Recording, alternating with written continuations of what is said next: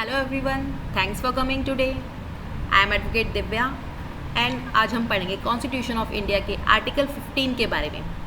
What does article 15 says?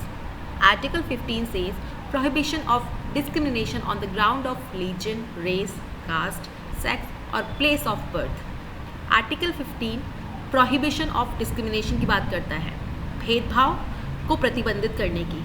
किस ground पर? Religion, race, caste, sex और प्लेस ऑफ बर्थ के आधार पर जो भेदभाव है उसे प्रतिबंधित करने की बात करता है आर्टिकल 15। ओके,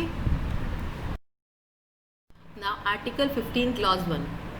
आर्टिकल 15 क्लॉज 1 क्या कहता है? The state shall not discriminate against any citizen on grounds only of religion, race, caste, sex, place of birth और any of them. Article 15 clause 1 कहता है स्टेट डिस्क्रिमिनेट नहीं करेगा किसी भी सिटीज़न को। किस ग्राउंड्स पर?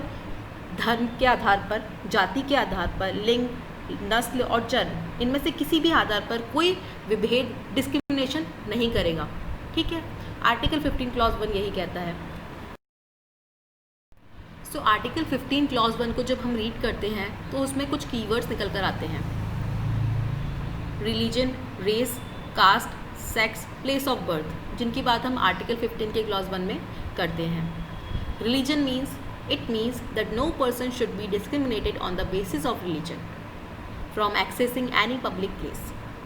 इसका मतलब है किसी भी व्यक्ति को धर्म के आधार पर भेदभाव नहीं किया जाए किसी भी व्यक्ति के साथ में, और ना ही उसे किसी पब्लिक प्लेस पे जाने से रोका जाएगा धर्म के आधार पर। Okay, race, ethnic origin should not a form of basis of discrimination. जातीय स्रोत, एथनिक ओरिजिन को भी आधार नहीं माना जाएगा भेदभाव का।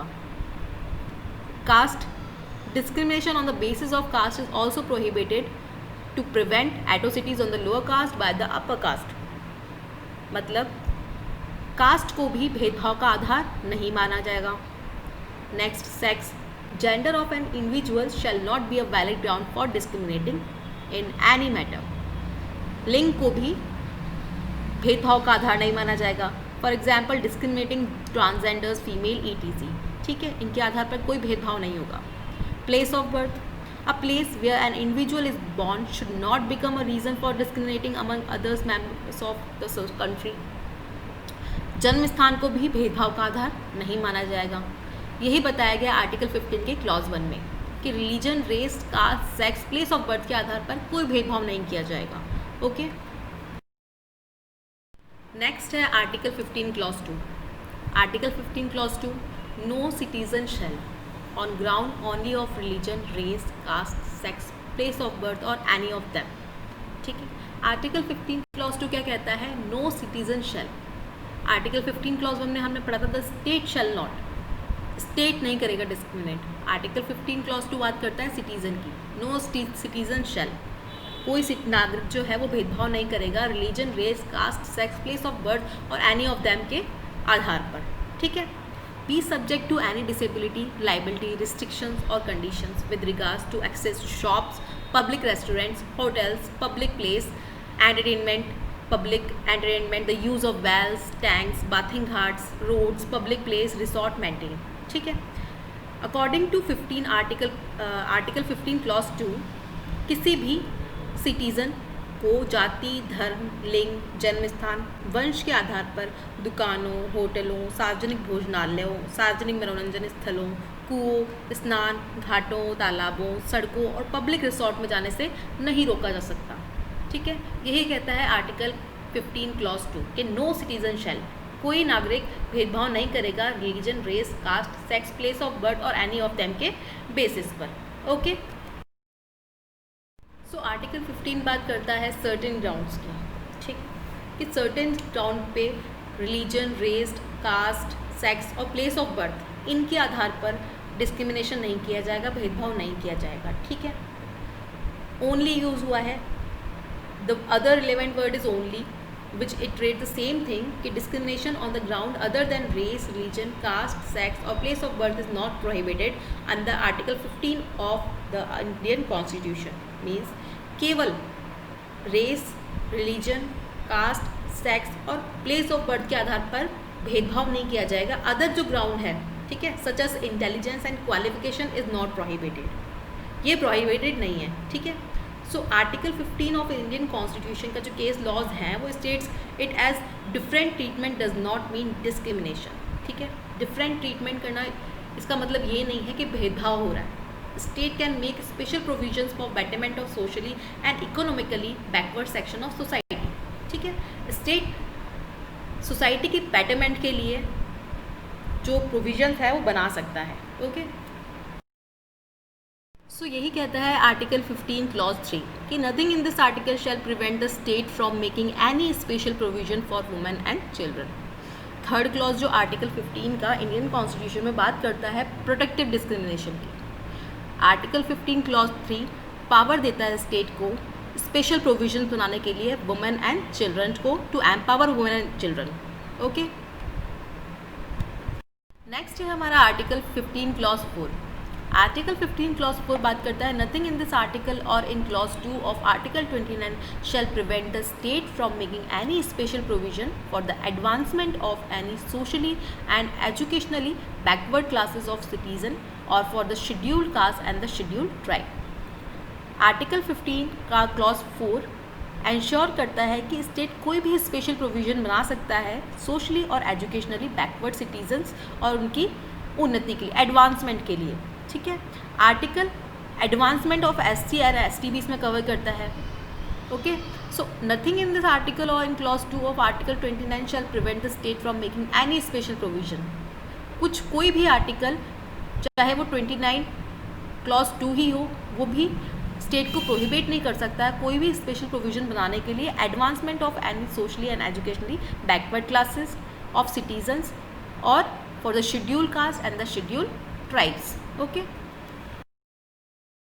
For example, reservation of seats and exemption of fees for certain educational institutions and examinations, okay.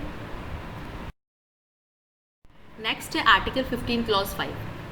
Article 15 clause 5 clause 4 को ही आगे लेके जाता है। क्लॉज 4 कहता है कि स्टेट बना सकता है कोई भी special provision by for the advancement of any socially and educationally backward classes of citizens और for the schedule caste of the schedule tribes. Article 15 clause 5 भी बात करता है कि नथिंग इन दिस आर्टिकल और in sub clause of 1 of Article 19 shall prevent the state from making any special provision by law for the advancement of any socially and educationally backward classes of citizens or for the ST और SC, ठीक है। यहाँ भी same बात हो रही है, but article 15 clause 5 specifically बात करता है एजुकेशनल इंस्टीट्यूशंस की। Special provisions relate to their admission to educational institutions, including private educational institutions, whether aided or unaided by the state, other than the minority educational institutions referred to in Clause 1 of Article 30. So, Article 15 Clause 5 mention करता है provision for reservation concerning admissions to educational institution, चाहे वो private हो या government aided हो, ठीक है। Exception क्या है? This reservation is minority educational institutes, ठीक है। जो लास्ट प्रोविजन था was added after 93rd constitutional amendment act 2005. The amendment was enforced to nullify the supreme court judgment of the Inamdar case 2005. Okay, last I would like to recap the main points. Article 15 clause 1 में हमने पढ़ा state discriminate नहीं करेगा किसी भी citizen के साथ में on the basis of religion, race, caste, sex, place of birth और any of them. Okay. Article 15 clause 2 कहता है सिटीज़न नहीं करेगा. आर्टिकल 15 क्लॉज 1 बात करता है स्टेट की. आर्टिकल 15 क्लॉज 2 बात करता है सिटीज़न नहीं करेगा discrimination religion, race, caste, sex, place of birth के आधार पर या फिर किसी डिसेबिलिटी, लाइबिलिटी या कोई भी रिस्ट्रिक्शन नहीं लगा सकता किसी भी शॉप पर, पब्लिक रिसोर्ट, वेल्स यूज़ करने के लिए, टैंक्स यूज़ करने के लिए, बाथिंग घाट्स यूज़ करने के लिए या पब्लिक प्लेस यूज़ करने के लिए.